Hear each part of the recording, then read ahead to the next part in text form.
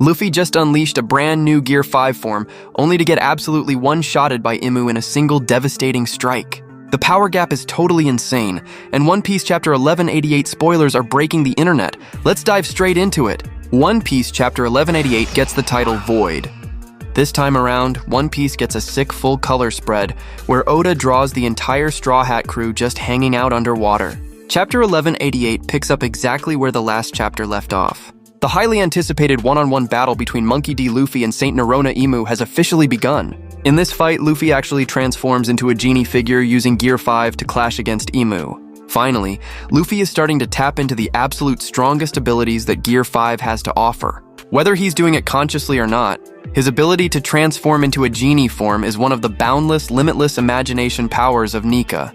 This is exactly the ability Oda described as the absolute peak of the sun god Nika's power.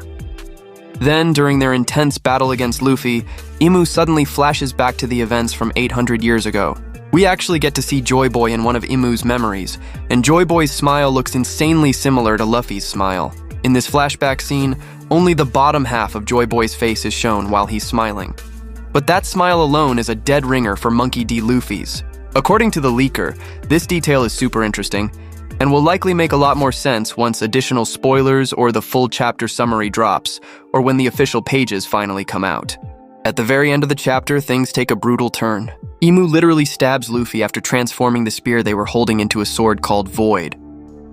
The way Oda draws this panel is a direct, chilling parallel to the legendary moment when Crocodile stabbed Luffy way back in Alabasta. As the chapter wraps up, Imu looks down at Luffy and flat out tells him that they know Luffy is not Joyboy. Why?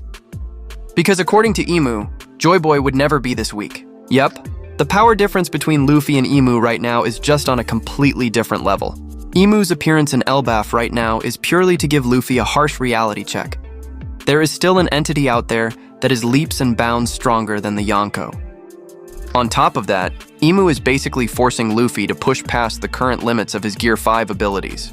Remember when Oda said in an interview that Luffy's current Gear 5 power is just the starting point of the peak strength his Nika form can achieve? Well, that statement is completely spot on.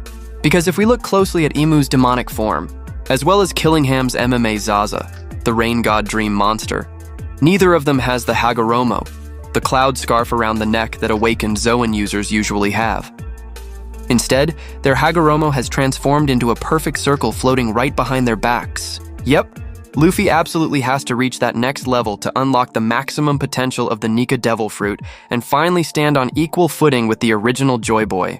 Despite taking a massive L, Luffy is actually super lucky because it seems like Imu cannot stay away from the Holy Land of Mary Joaz for too long. There is definitely a time limit in play here. Imu actually talked about this with Summers when handing over the Omen power to him.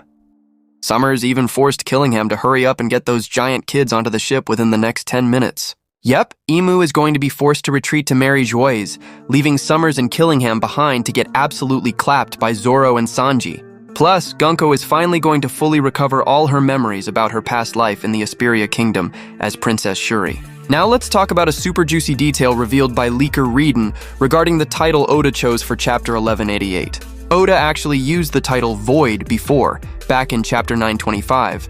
But back then, the title was written directly in katakana, so it was literally read and translated as Void. However, Chapter 1188 isn't directly titled Void in the same way. The title uses both kanji and katakana. The kanji does mean void or emptiness, but the katakana reading is actually a completely different word that the leaker isn't allowed to reveal just yet. So this chapter's title is not pronounced as Void. To make it easier to understand, it's just like Chapter 1180. The katakana reading for that chapter was Omen, while the kanji was read as Maki, meaning demonic energy or evil energy. But we still call the chapter Omen because that's what the katakana dictates. The exact same thing is happening this week. The kanji means void, but the katakana reading is a different word. The actual meaning of the title is something closer to Void Sword or Sword of the Void. Yep, this chapter's title is directly referencing the names of the sword techniques Imu has been unleashing during the battle in Elbaf. Just take a look at the names of Imu's sword techniques so far. Nemesis, which means Sword of Judgment, Gram, meaning Sword of Wrath, Stigma, meaning Sword of Hatred, and now Void, meaning Sword of Emptiness. This brings up a crazy question. Does Imu have a total of 20 different sword techniques, each one connected to the 20 founders of the world government through the use of omen? Here is where it gets really wild. Dracule Mihawk actually has a technique in the One Piece Pirate Warriors video game, literally named Void.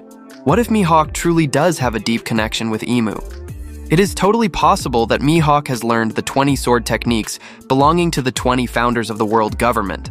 The only difference is, unlike Imu, who creates their swords using omen, Mihawk executes these exact same techniques using his actual physical sword.